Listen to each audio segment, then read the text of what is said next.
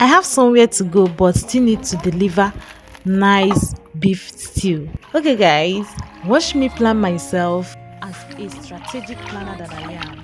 The first thing I always do when it comes to making stew is to boil my meat first, because it is one thing that can delay you. So guys, after I'm done washing the meat very well, I started prepping everything. I washed the onions and cut in the onions inside my meat. Guys, I'm just trying to make this meat look sumptuous. Of course, your stew might not actually be bad while your meat has no taste. So when I'm done adding the onions, I added pepper, I added curry, ginger and garlic. I added benny for you spices, kitchen grody and thyme. So this will help to give it a nice taste, guys.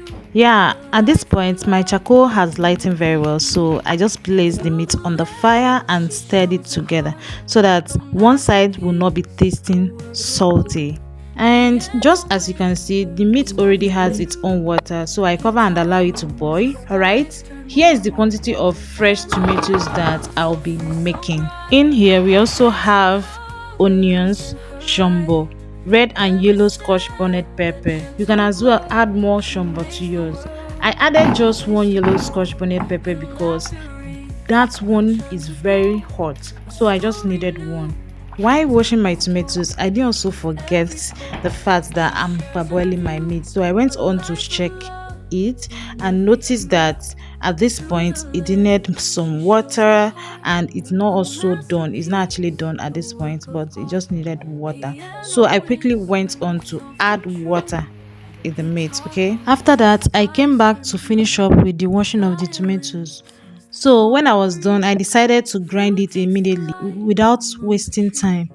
Guys, I'll be using this hand blender to blend these tomatoes, and it's going to give me the perfect texture that I'm looking for. Okay, one thing you must know is that when you are making your stew, you shouldn't blend your fresh tomatoes so smooth.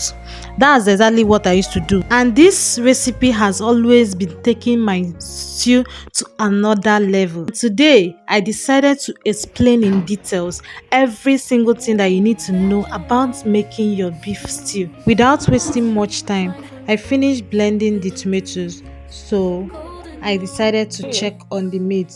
Then I discovered that the meat is also done. Rain wanted to disrupt today's cooking, but with God on our side, we are progressing. Dancing colors in her light, every step a gentle glow. She makes the world a place to grow. After much grinding of a thing, the next thing is to commence the cooking. So I placed the pot on the fire and added groundnut oil. Then I'll be adding in the onions, chopped onions already.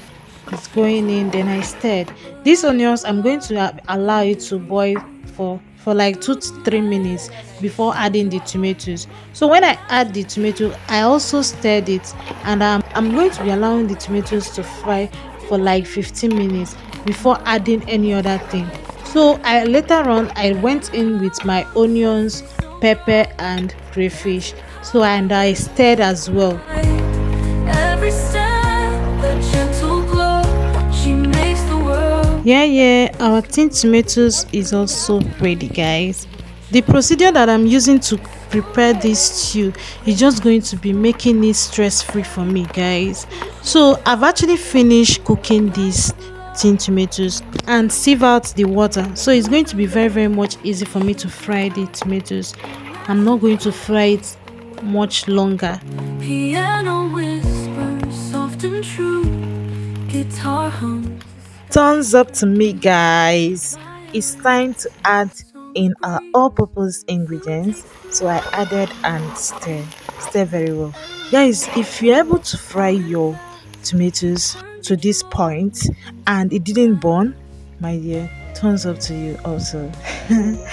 So I went in with my water and also the meat. Every other thing is going to be entering this pot at this point. Okay, once you reach this point, you know that you're almost done cooking. So I'm also going to go ahead to add the seasoning cubes. I added 3 seasonings. then add in the salt. Then I stirred it and I allow it to boil also. So while stirring it, I noticed that I needed more water, so I added more water as well and stir. The aroma is already everywhere. So I went in with my bay leaf and also stirred. At this point, this food is ready. Very, very much ready. Just little touch up tomorrow, because tomorrow I'll be going out, and all this is the way I prepare myself. So this is the day I'm just going to go ahead to make just white rice, then give our stew nice touch up, and we are good to go. This particular rice that you guys are seeing is sand free, so I just went ahead to wash without selecting stones and all that. And I'm going to be washing this rice thoroughly to make sure that there is no dirt. Okay, cheers to all my beautiful creatures out here. You guys are amazing. I feel like sharing you guys up one after the other, but for time's sake, just know that I have you guys in mind. Okay, so at this point I'm actually done with washing the rice, and our water have actually boiled very well, so I have to put in the rice. What do you think about parboiling your rice? Do you feel that parboiling the rice is not actually necessary, or is it that necessary? Tell me in the comment section, okay? So at this point, I'm done parboiling our rice and I'm about to wash it. So I have to gently remove the rice out from the pot and actually add another water, because I love using hot water to boil my rice, okay? So after washing it, I'm just going to put it on the fire, the hot water. Ella's world is pure and vast. She turns each moment into a blast.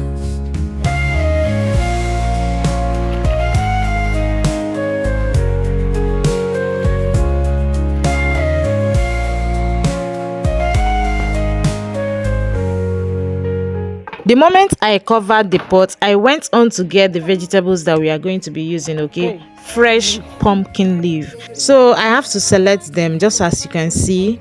After selecting it, I then wash it very well with salt and water, okay? So by the time I finish washing this pumpkin leaf, our rice is ready. So I then called on my sister to come and help me carry it down, because oh my god, this rice is so plenty. So at this point, I brought out the stew. See our stew, guys, and it have started boiling. At that time, I went back to cut the pumpkin leaf. So I'm slicing it already and to the perfect size that I want it to be. In no time, I finished cutting the vegetables, and by then our stew is already boiling hot. Then I went in with my vegetables. Are you seeing what I'm seeing, guys? I stirred my stew. Oh my goodness, this stew is so yummy. I can't wait to taste. When I tasted this soup, guys, oh my god, I don't have a word. So I have to carry down the pots, okay? I bring it down and the rest is history. Will you try making your Sunday stew this way? You will really love.